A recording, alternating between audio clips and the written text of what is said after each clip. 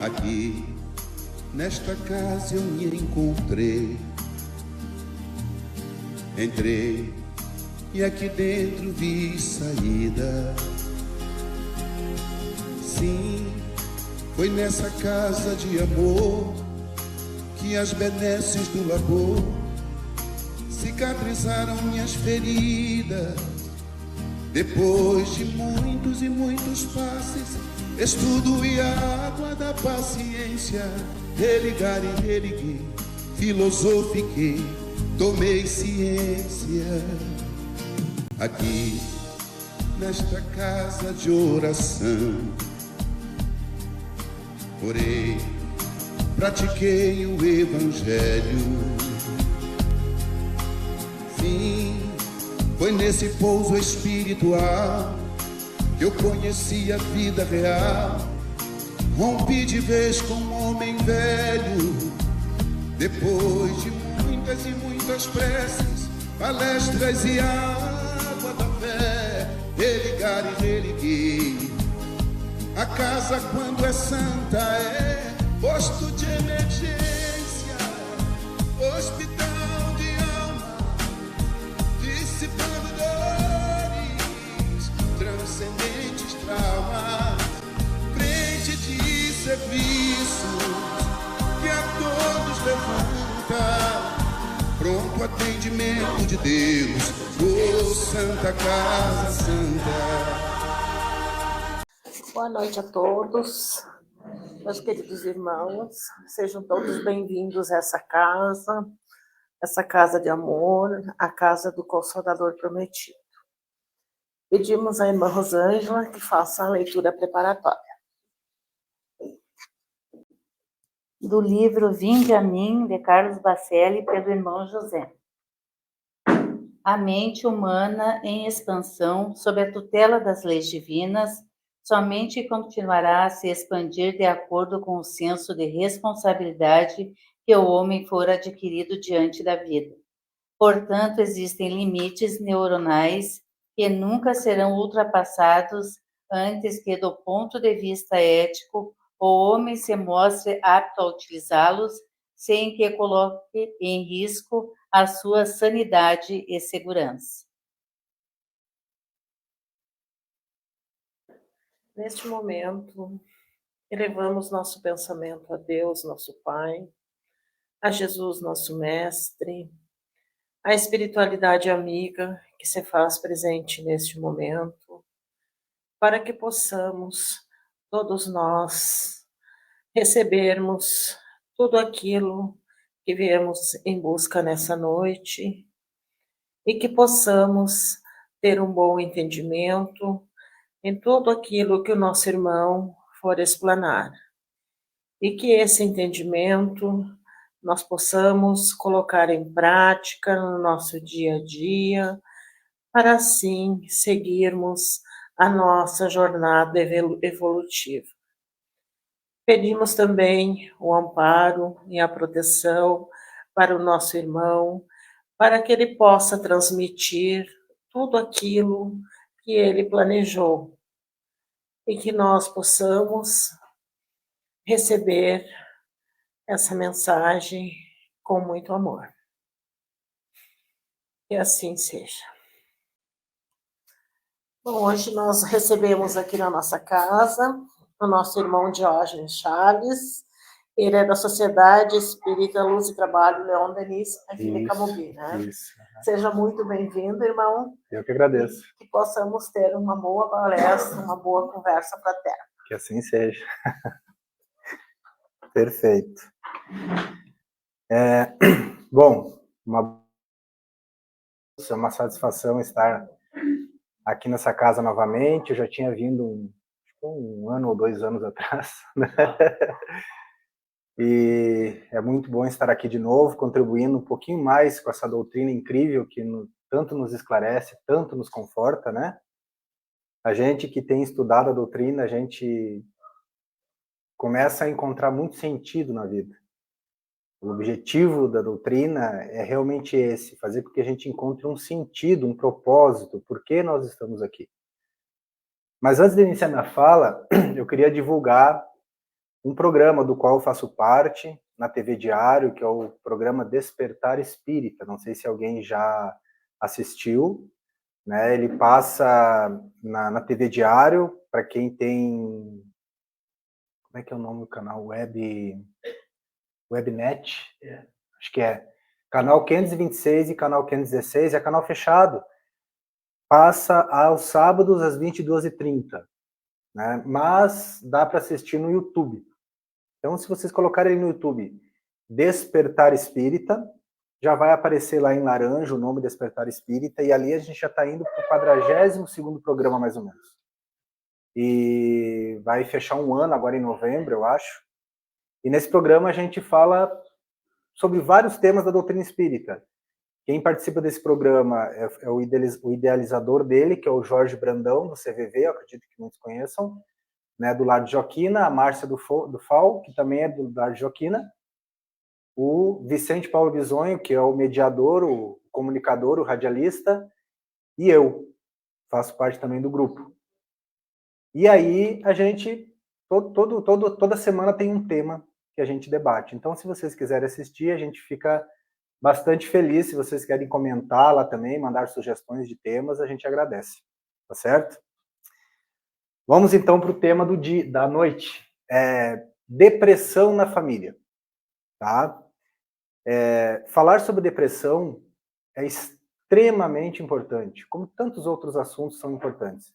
Mas a gente tem vivido um momento da humanidade onde os índices de depressão, de ansiedade, de suicídio, de ideações suicidas têm aumentado.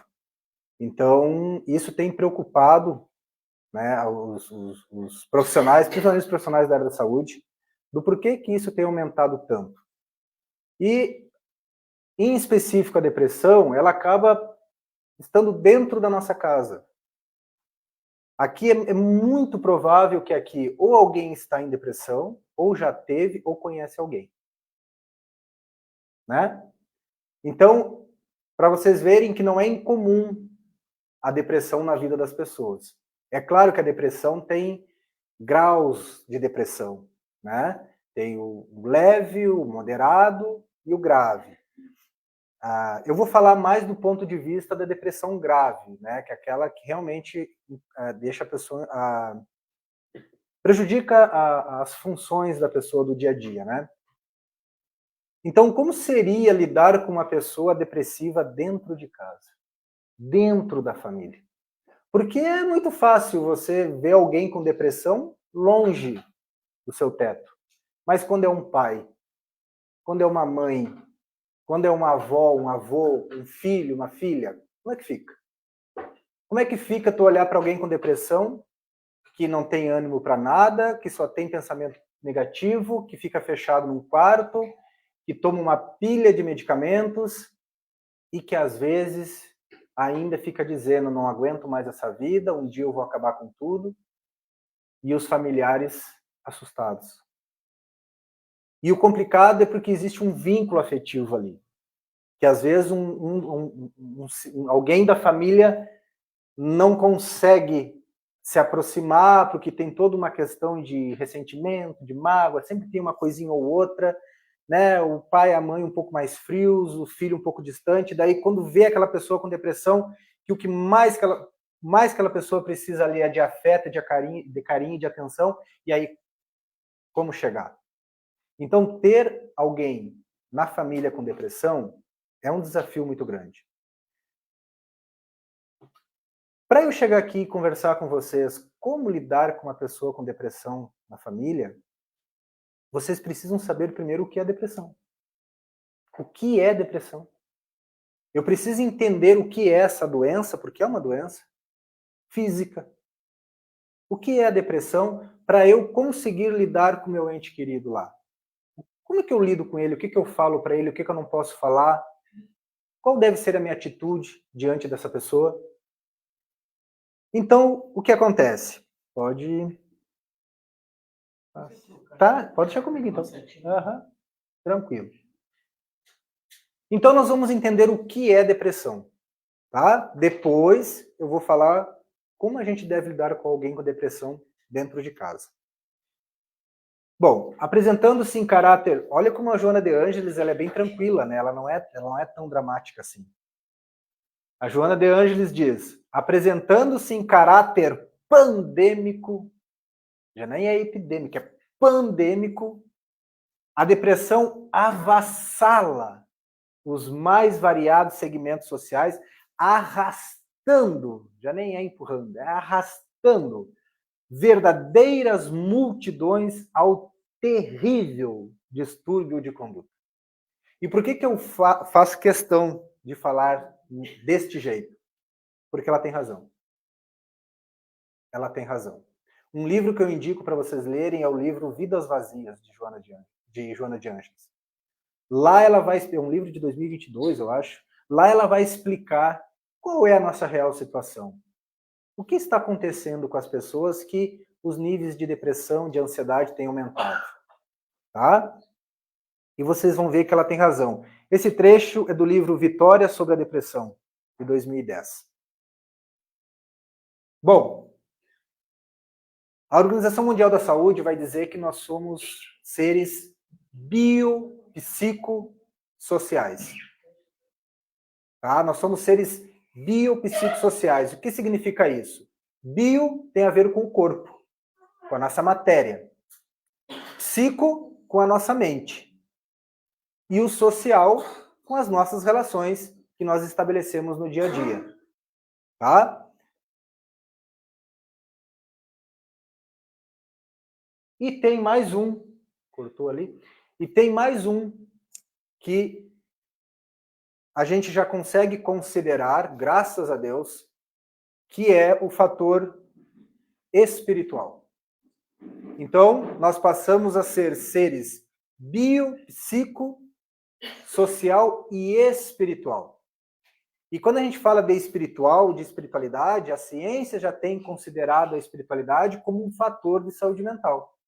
Então não é estranho você chegar para um psiquiatra hoje, para um psicólogo, um profissional da saúde mental e dizer assim, eu estou trabalhando a minha espiritualidade. Tá certo.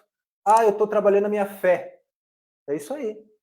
Não é mais misticismo, não é coisa mais do além, como se dizia, né? De crença apenas. Não, existem estudos que provam que pessoas que trabalham a sua espiritualidade, que têm fé, elas conseguem ter mais vitalidade, elas conseguem ter muito mais saúde mental, tá?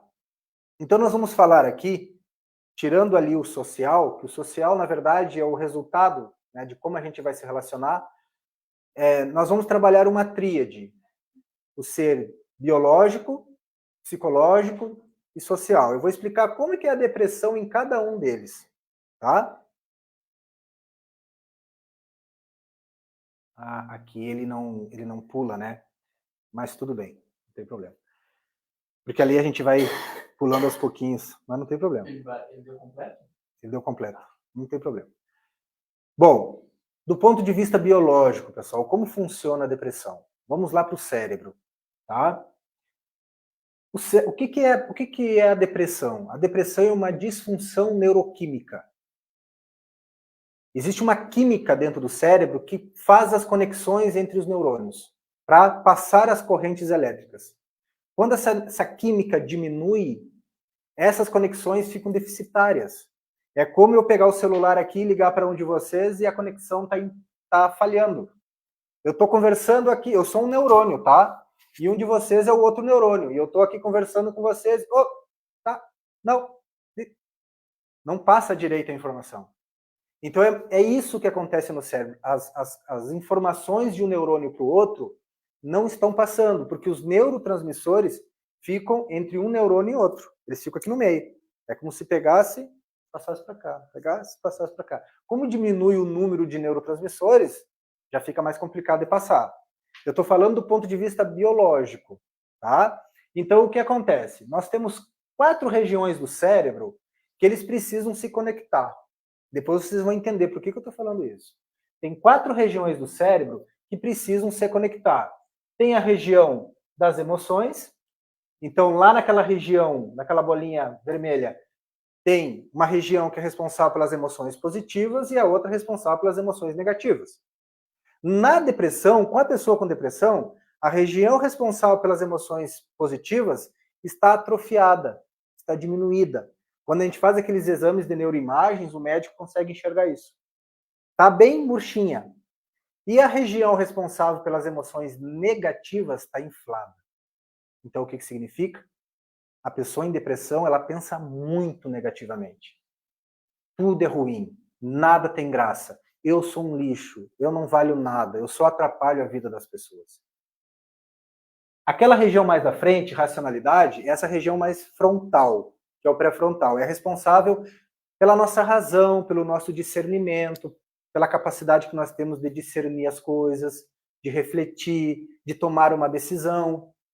Essa região da frente, ela está atrofiada também. Ela não está funcionando direito. E aquelas duas regiões ali, uma responsável pela energia e outra pela motivação, também não estão funcionando direito, porque as conexões não estão se dando. Então, sabe quando eu estou lá no quarto e eu penso assim, eu vou lá tomar um suco de laranja. Quanto tempo eu tenho? Perdão. 1 hora, menos? Tá. Tá, beleza. Então eu estou lá no quarto e me dá uma vontade de tomar um suco de laranja. E daí eu penso, eu tenho que levantar, pegar o liquidificador, cortar a laranja, botar açúcar, botar água, bater, coar, tirar o bagaço, pegar só o suco e depois tomar. Ah, não. Não vou. A pessoa depressiva é isso. Essa região que dá aquele impulso para a pessoa sair e fazer alguma coisa, ela não tem, ela não consegue. Então é muito melhor ficar trancada num quarto. Ali, na caverninha, que eu costumo chamar na caverna. Ficar fechadinha na caverna.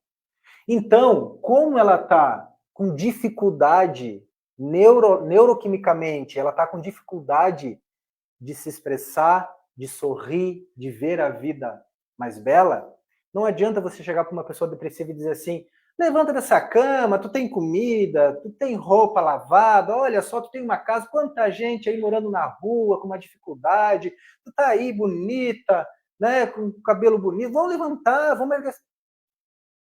Tu piora a pessoa. Porque ela vai tentar, mas ela não vai conseguir. Porque biologicamente ela não está conseguindo. E daí sabe o que vai acontecer? Ela vai se culpar mais ainda, porque ela vai dizer, meu Deus, que lixo de pessoa que eu sou. É verdade mesmo, eu tenho casa, eu tenho tudo, e eu tô aqui, eu sou um ingrato mesmo. Por que eu sou assim? E piora.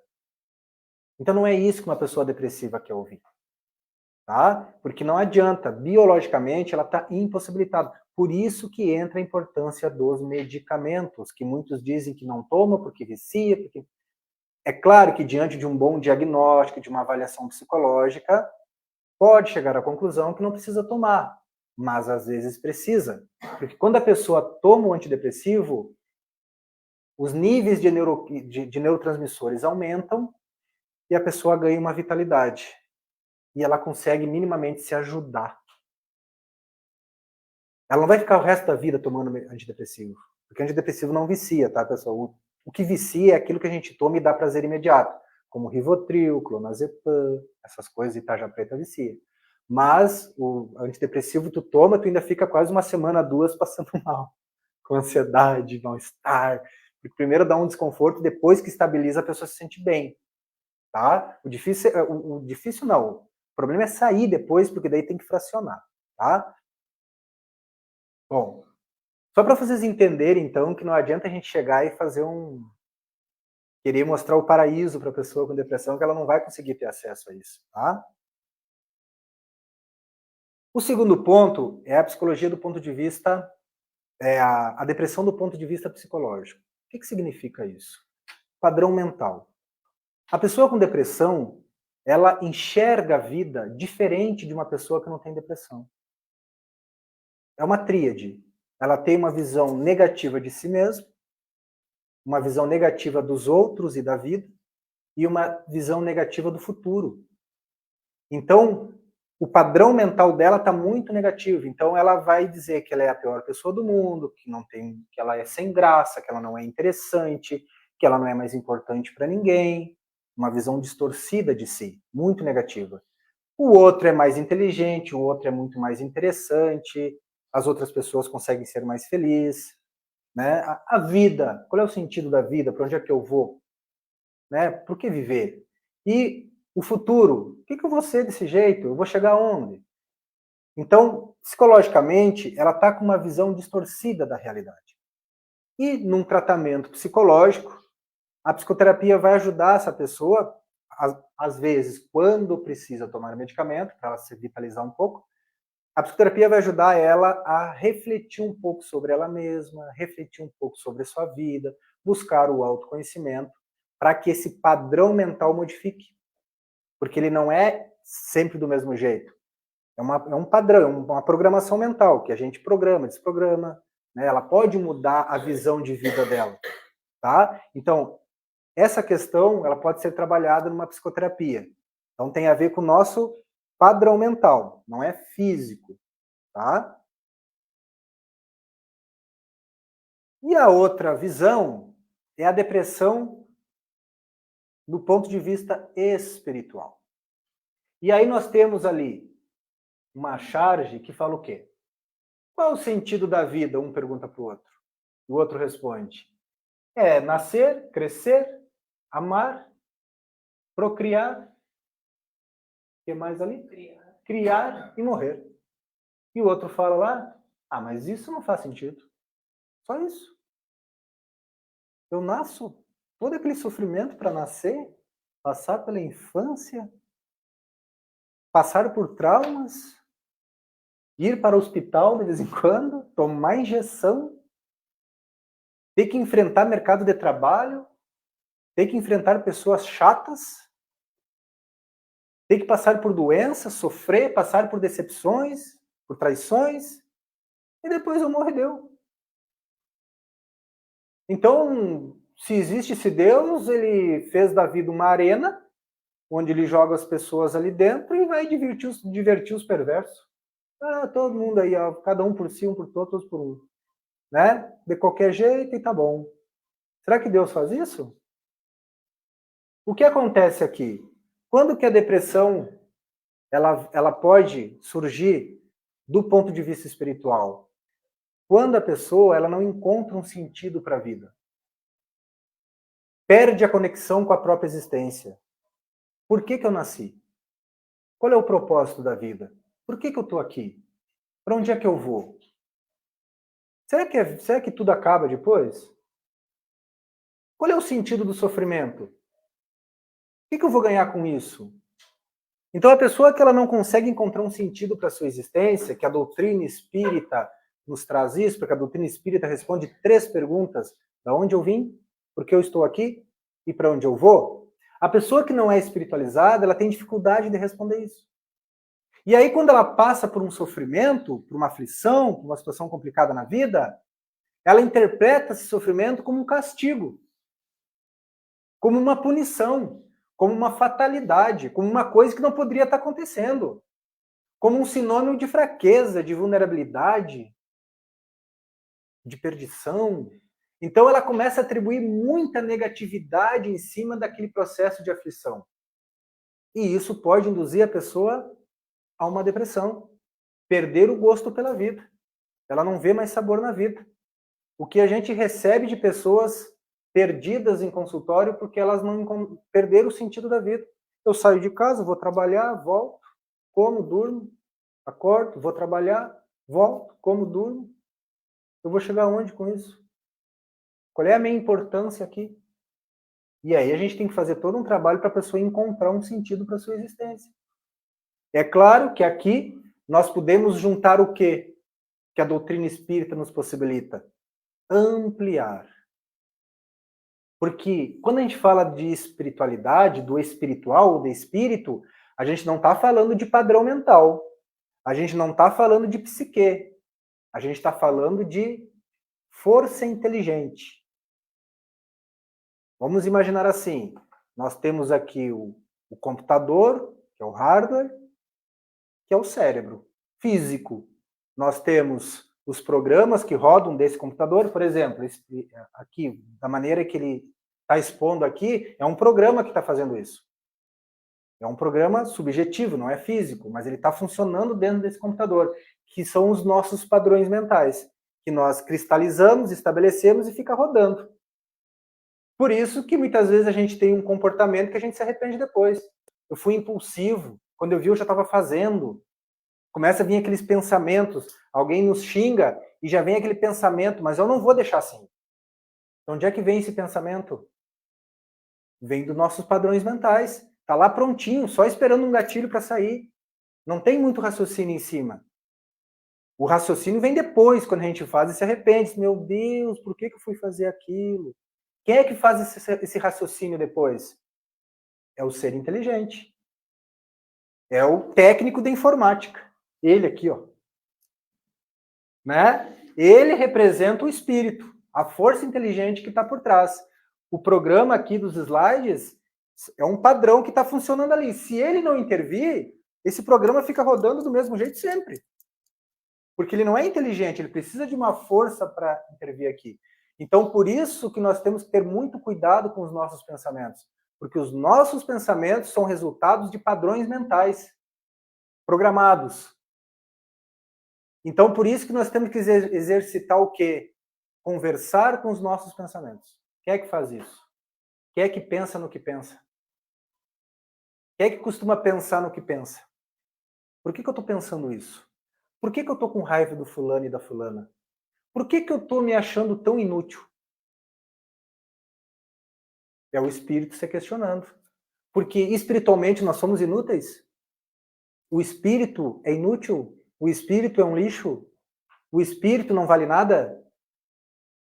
Se ele não é uma extensão de Deus? Ele não é um efeito de Deus? Vós sois luzes, vós sois deuses. Vós podereis fazer o que eu faço e muito mais. Vós sois o sal da terra. Jesus está falando de quem? Do nosso padrão mental? Está falando da nossa essência, do espírito. Então, quem é que perde o sentido da vida? Quem é que não consegue mais enxergar um sentido para estar existindo? É o espírito. O drama está lá, no íntimo. E aí se acumula com dramas de vidas passadas ainda, né?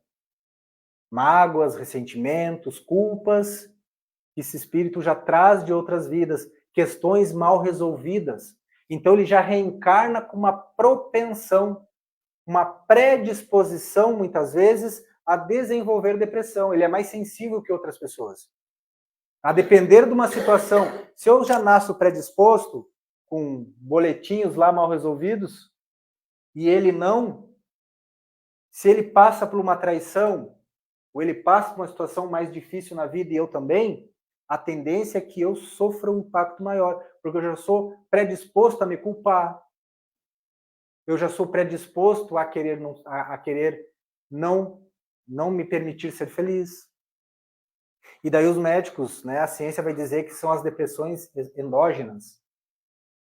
Aquelas pessoas que têm que tomar remédio sempre, né, porque tem uma disfunção neuroquímica que já vem com a pessoa, né? Só que daí o que acontece? Joana de Ângeles, ela vai dizer que a depressão é doença da alma. Ah, mas tu não acabou de dizer que era uma disfunção neuroquímica? Sim, mas é porque foi somatizado por um conflito espiritual. Se a pessoa já nasce com essa disfunção neuroquímica, com dificuldade de produzir neurotransmissores, estava no perispírito já. É o espírito que está triste, que está depressivo, que está para baixo. Então, por isso que Joana de Ângeles vai dizer que na raiz de toda a depressão tem um espírito em conflito, que se sente culpado e não poucas vezes carrega esse sentimento no inconsciente, em decorrência de comportamentos infelizes praticados na esteira das reencarnações.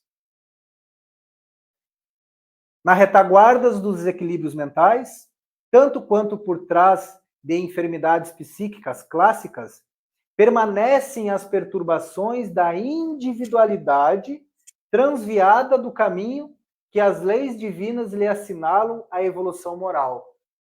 Em algum momento, ele não seguiu as leis de Deus. A desobediência. E isso, pessoal, faz parte do processo evolutivo. Não é para culpar ninguém, não é para criticar ninguém. Jesus já tinha dito, neste mundo tereis aflições. Ele não disse assim, talvez, quem sabe na tua caminhada tu vá ter algumas aflições. Ele disse que a gente ia ter. Por quê? Porque a aflição faz parte do processo pedagógico da vida. Nós aprendemos com a aflição. Bem-aventurados os aflitos, porque deles será o reino de Deus. Porque se vocês pararem para pensar, é na aflição que a gente se conecta com a gente. Muito mais com a gente. Esse é o objetivo da tristeza. O objetivo da tristeza não é para a gente correr para a farmácia imediatamente e tomar um Rivotril, correr para o psiquiatra desesperado, porque eu não posso ficar triste. Olha aqui na rede social, todo mundo alegre, feliz. Como é que eu vou ficar para baixo? Mas a tristeza é uma ferramenta de Deus. É um aplicativo que Deus colocou na gente para dizer assim, ó, de vez em quando tu vai ter que ter uma quedinha de energia para te ter voltar para ti começar a refletir sobre ti mesmo. Porque se pegar no embalo, é um erro atrás do outro. Então, às vezes, a tristeza vem, é a vida nos colocando na cadeirinha do pensamento. Então, não é uma coisa ruim. A tristeza vira uma coisa ruim quando a gente não sabe lidar com ela e perde as rédeas. Aí ela pode virar uma depressão. Mas o problema é que a gente sofre por estar sofrendo, né? A gente não quer sofrer, então quando a gente começa a sofrer, a gente se desespera. Porque a gente não encontra sentido nesse sofrimento. Tá bem? Na questão 943 do Livro dos Espíritos diz o seguinte: da onde nasce o desgosto da vida, que sem motivos plausíveis se apodera de certos indivíduos? E a espiritualidade responde: efeito da ociosidade, da falta de fé e também da saciedade. O que significa isso? Efeito da ociosidade. O que é ociosidade? Nós podemos, uma das interpretações que nós podemos dar, que é do senso mais comum para a ociosidade, é a cabeça vazia. A pessoa ela não tem um compromisso, ela não tem um projeto de vida, ela não tem um propósito, ela não sabe exatamente o que ela quer para ela. E aí a gente tem aquela frase que diz assim, cabeça vazia...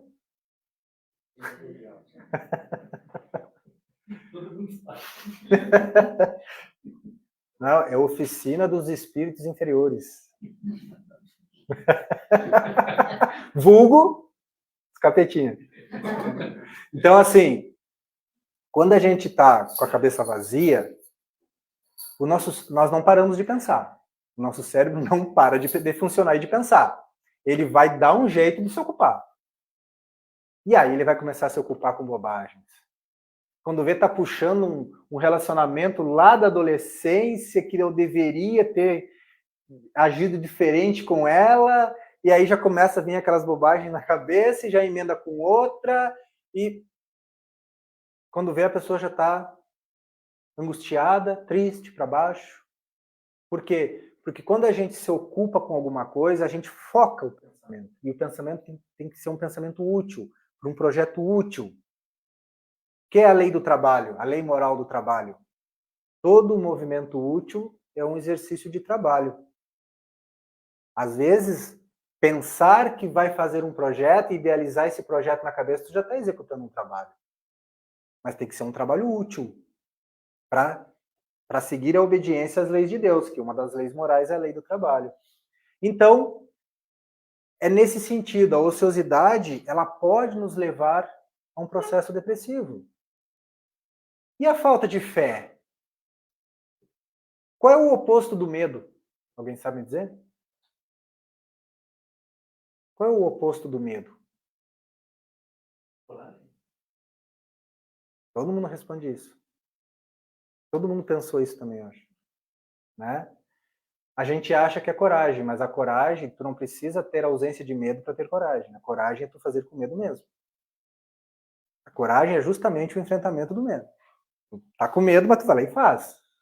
É a coragem. O oposto do medo é a confiança. Quando a gente confia, a gente não tem medo. O pai pega a criança e joga para cima. E a criança sorri e o pai pega de volta. Tem um vínculo de confiança ali. Agora experimenta o pai deixar cair uma vez. Para ver se ela vai sorrir na próxima. Não, não, não, não, não, não. Já perdeu a confiança. Instalou o medo. E confiança é fé. Quando a gente tem fé na espiritualidade, no nosso mentor espiritual, a gente confia nele. E se a gente confia, a gente não sente medo. E não sentir medo é autossegurança. O medo nos fragiliza. O medo nos deixa preso onde a gente está, igual aquela montanha que Jesus falou. Né? Aquele que tem fé como um grão de mostarda, a montanha se move. Tu consegue sair da tua jaula. Então, a falta de fé é medo, é insegurança. Muitas pessoas, quando estão em depressão, elas sentem medo da depressão.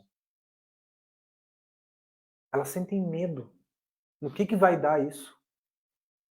Meu Deus do céu. É um medo da vida, muitas vezes. Um medo de enfrentar algumas coisas na vida. Medo de encarar a vida. Acha que está abandonada. Ou abandonado. Que o futuro já se foi. Que Deus não existe. Então, quando a gente alimenta a fé, a gente sabe que a gente nunca vai estar sozinho. E que a depressão é um momento. Na verdade, a depressão é um encontro forçado que a gente adiou por muito tempo. A gente foi adiando, e deu um dia a vida disse assim, não, agora tu vai te encarar. Chega. Uns conseguem, outros se desesperam. Porque a depressão, ela é uma tristeza, ela faz tu introjetar, porque tu faz muitas reflexões a respeito de ti. Então a depressão é um encontro necessário. A gente tem uma visão muito negativa da depressão, porque é ruim, é desagradável. Mas se a gente parar para pensar, a depressão é uma condição que está sendo necessária. É igual a gente não vai fazendo a faxina da casa, não vai fazendo. Um dia aparece uma cobra dentro de casa. E aí tu vai ter que dar jeito de fazer essa faxina. Tu vai ter que dar jeito de olhar para dentro de casa e ver o que está acontecendo. E a saciedade aqui é do ponto de vista material. Quantas pessoas milionárias têm tudo, e depressivas? Fisicamente, materialmente, elas ficaram saciadas, mas espiritualmente não. Porque o processo evolutivo é uma constante. A gente está sempre, e a gente precisa sempre fazer mais, buscar mais, evoluir mais, se aprimorar mais. E a saciedade é como se eu não precisasse de mais nada. E aí? Isso também pode nos jogar num vazio existencial e nos entristecer profundamente, perder vitalidade, perder energia. Tá? E a depressão na família? Eu trouxe aqui alguns pontos bem importantes para a gente refletir. Então, só para vocês entenderem, né, que depressão ela pode muitas vezes estar num nível de doença e às vezes precisa de medicamento, né? Tem casos que diante de uma avaliação não vai precisar de medicamento, psicoterapia só ajuda. E que depressão é uma distorção, uma visão distorcida da realidade, e que a própria depressão é um processo educativo, dolorido, mas pedagógico. Quando a gente vê uma pessoa em depressão, triste, para baixo, sofrendo, a primeira coisa que a gente quer, principalmente se é um ente querido, a gente entra numa agonia, numa angústia e quer tirar aquela tristeza daquela pessoa. A gente quer que aquela pessoa fique bem. É a empatia. É como se estivesse doendo na gente. A gente fica triste para baixo vendo a outra pessoa triste. Porque se ela não está alegre, eu não me alegro. E aí eu quero fazer aquela pessoa na agonia, eu quero fazer aquela pessoa ficar para cima. E aí o que eu faço? Eu começo a querer jogar ela para cima. E a pessoa que está triste para baixo, ela não quer que tu alivie a dor dela. Ela quer que tu divida. Primeiro tu divide. Porque no momento que tu chega e diz para ela, tudo bem, eu estou aqui contigo, eu sei que deve estar doendo muito. Eu entendo que tu possa estar sofrendo mesmo. Isso é dividir. E a pessoa se sente acolhida. E não julgada, não criticada. E isso dá um certo alívio. Não sei se alguém olhou o filmezinho do Divertidamente, das emoções lá. Tem um momento que a vergonha, ela tá muito para baixo, muito triste, porque ela perdeu um amigo. Só que a vergonha era a única que sabia o caminho para ir não sei lá para onde. E junto com ela estava a alegria e a tristeza. Eram outras duas emoções.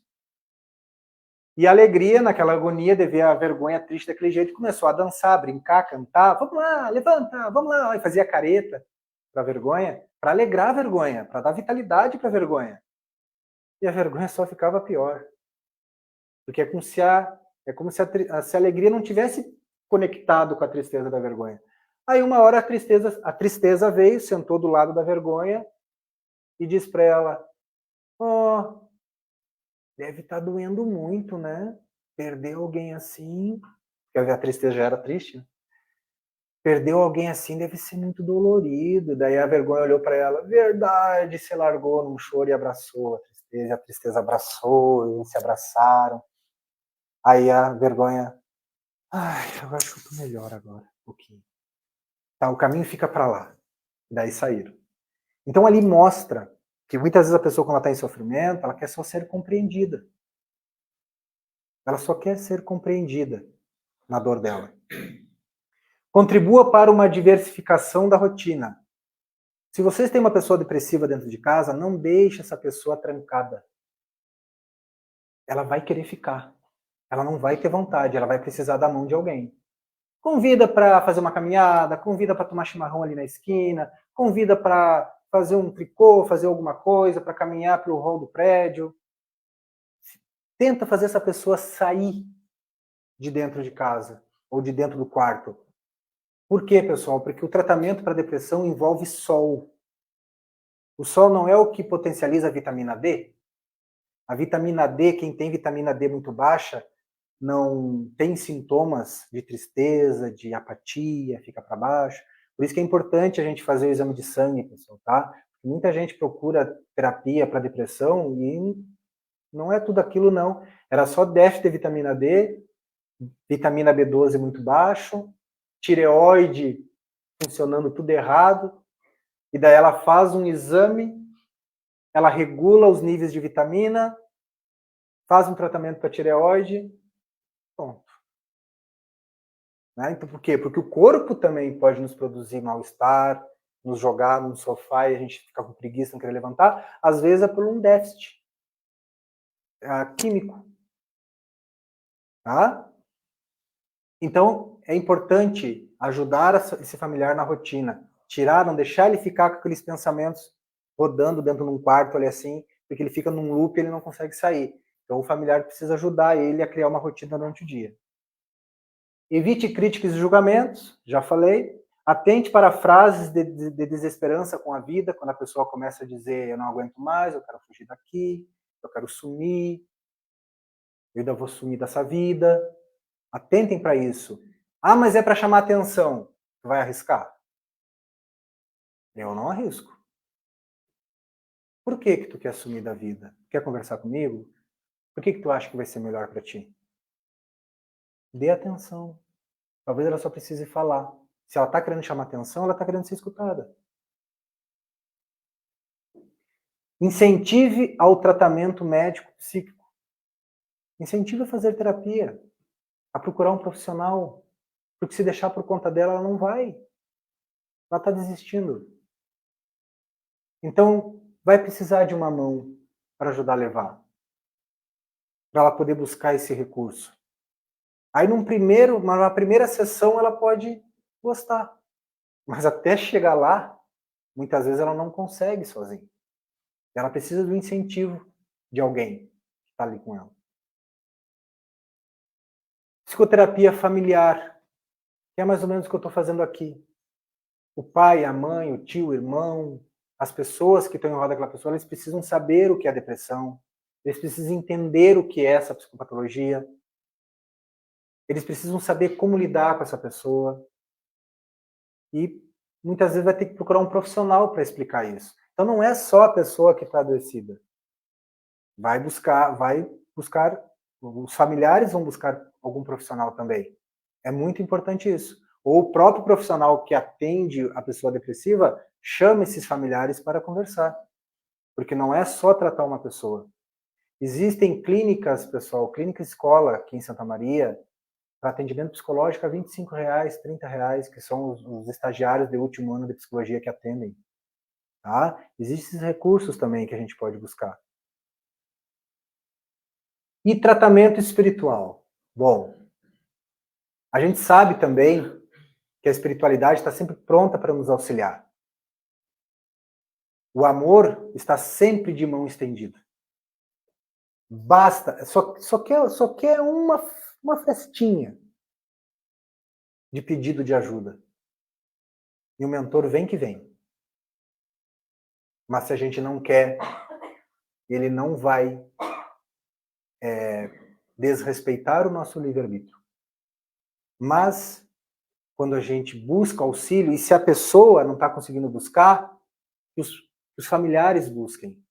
Fazer o evangelho no lar é uma forma muito eficaz de fazer essa conexão. Por quê? Porque o processo depressivo, pessoal, pode também ter envolvimento de obsessões. Um espírito obsessor pode induzir a pessoa a desenvolver uma depressão, ou a pessoa que entrou em depressão, por ter uma queda muito grande da frequência vibratória de pensamentos, conectar com espíritos obsessores. E aí potencializa. Se a pessoa já está se achando a pior pessoa do mundo, aqui, ó. Então o tratamento espiritual é muito importante. Se a pessoa pode vir na casa espírita, traga. Porque primeiro ela vai sair da caverninha, ela vai caminhar, ela vai ver gente, ela vai respirar um ar puro. Não tão puro assim, né? Mas ela vai conseguir pegar sol, ver o dia, naquele trajeto da casa dela até a casa espírita. Ah, mas ela tá tão... Não importa. Claro, não vai trazer a de arrasto pelos cabelos, né? Mas é o esforço que a gente faz para convencer, para trazer essa pessoa na casa espírita. Tomar o passe. Vai que surja um gatilho na palestra do expositor e não possa fazer um sentido para aquela pessoa. Talvez não seja o que ela estava esperando ouvir. Ah, mas ela é evangélica. Vai na casa evangélica. Vai lá conversar com o pastor. Entendeu? Ah, mas é católica. Vai lá conversar com o padre. Incentivem. Incentivem. Ela precisa desenvolver essa conexão. Porque a queda de energia está muito baixa. Água fluidificada, magnetizada, né? O plano espiritual coloca antidepressivos ali, que vai ajudar muito. Então nós não podemos descuidar do lado espiritual também. É muito importante no tratamento para depressão. Então é uma tríade: corpo, mente e espírito. Se precisar de medicamento é muito importante. Tratamento psicológico e tratamento espiritual. São os três. Se esse trabalho é feito com eficiência, é um bom combate à depressão. Acho que tem mais alguma coisa. E para fechar, a família é o laboratório onde se forjam os valores morais edificantes, mediante as contribuições valiosas do amor e da disciplina, corrigindo-se condutas enfermiças, se trabalhando valores espirituais que devem predominar na natureza de cada um dos seus membros. Vitória sobre a Depressão, Joana de Ângeles. E aí, para quem quiser ler esses livros, a indicação. Certo? Muito obrigado pela paciência de vocês, pela atenção. Posso gostar da tua bondade? Fique à vontade. Alguém quer fazer alguma pergunta? Tranquilo, tranquilo. Então, alguém quer fazer alguma pergunta? O Jorge, ele é um psicólogo, ele tem atividade profissional na área da saúde mental também. Acabei não dizendo. Né? Então, se alguém quiser fazer alguma pergunta, né? Não precisa nomear pessoas, né? Simples curiosidade. O Jorge poderia colaborar e todos nós saímos mais saciados ainda. Às vezes é uma pergunta coletiva. Então, se alguém quiser se manifestar fazendo alguma pergunta para o nosso irmão, o Jorge, foi um tema de surpresa. Depois em off ali também. Diga uma coisa, quem tem depressão e não toma remédio porque não quer, acha que está bem, mas assim mesmo, tem uns dias assim para cá, tá, como o senhor falou, tem vontade, está quieto, não. Uhum. Essa é uma questão assim, já me fizeram a mesma pergunta numa outra fala. E quando a pessoa não quer se ajudar? Quando a pessoa não quer tomar medicamento? Quando ela não quer fazer tratamento? O que eu faço? A gente tem que cuidar a diferença entre ajudar e apoiar. Pior quando tu não tem apoio da família. Seja, um pouco Essa pessoa não tem apoio. Não tem apoio da família. Porque acha que não é depressão, que é frescura, que ela tem que... não tem nada. Vai trabalhar, que é a melhor coisa. Mas a pessoa sabe que ela tem depressão. Ela sabe. Essa incompreensão ela é bem complicada, porque onde ela precisa ter o esteio ali, para orientar ela, ela não tem.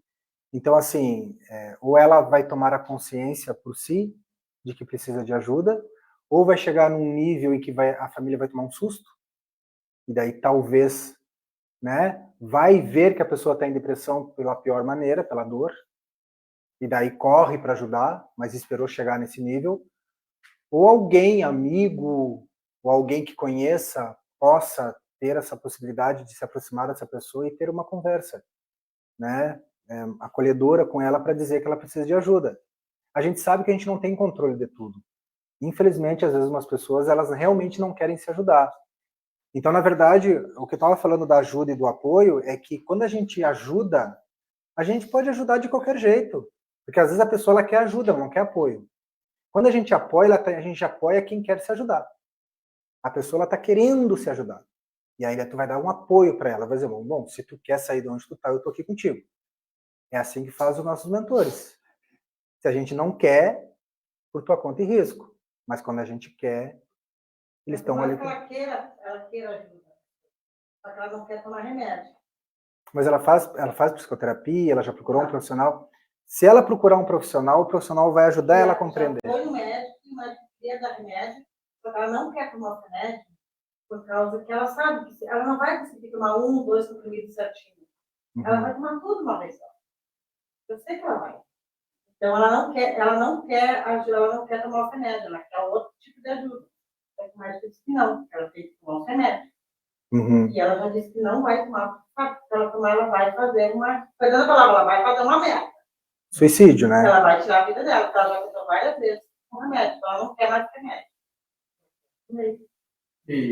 Desculpa. Pode. E o tratamento espiritual? Ela nunca procurou.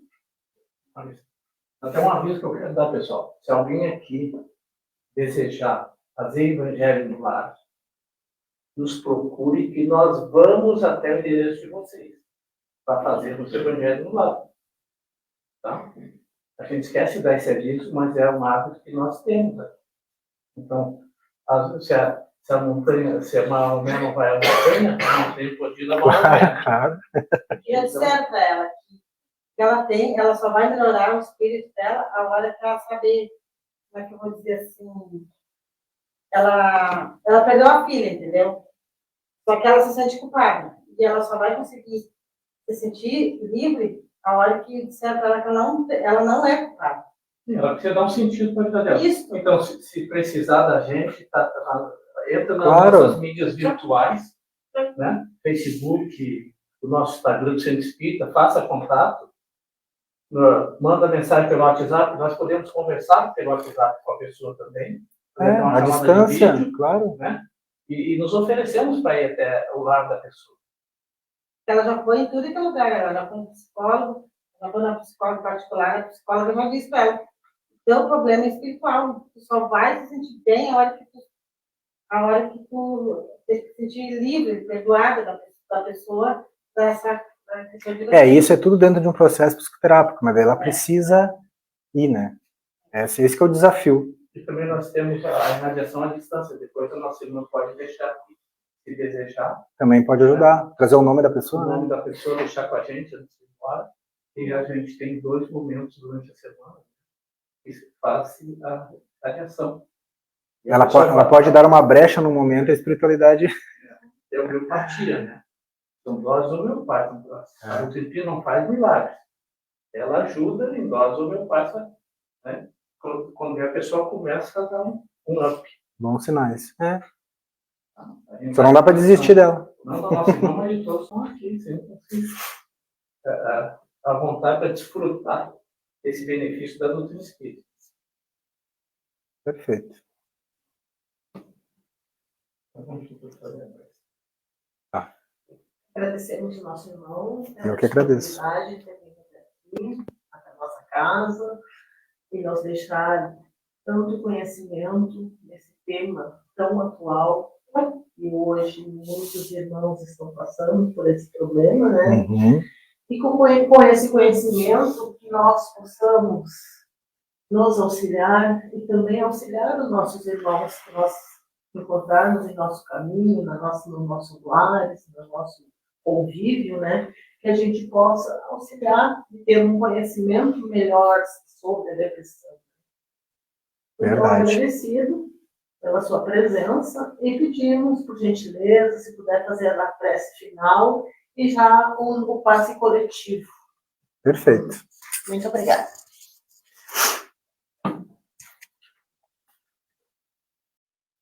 Neste momento, então, agradecemos a Deus, nosso Pai Maior, a Jesus, nosso Mestre, amigo, aos benfeitores amigos que aqui se encontram. Agradecemos por essa oportunidade de estarmos aprendendo um pouco mais sobre a doutrina espírita, sobre os ensinamentos que a espiritualidade nos proporciona para que nós possamos ter uma vida mais leve, mais esclarecida, onde nos proporciona a oportunidade de encontrar inúmeras respostas que nos dão um sentido para existir, que passa a nos dar um sabor para viver. E que diante dos desafios, por mais difícil que seja, que a gente possa ter o discernimento que nessa vida tudo passa. O sofrimento passa. Ele é temporário, porque ele é um momento pedagógico de ensino. É um momento de educar a alma para avanços maiores. Então, reflexivos nessa mensagem, que possamos ir para os nossos lares, certos que a espiritualidade sempre vai estar conosco, a todo momento. Basta que a gente tenha fé e confie nela.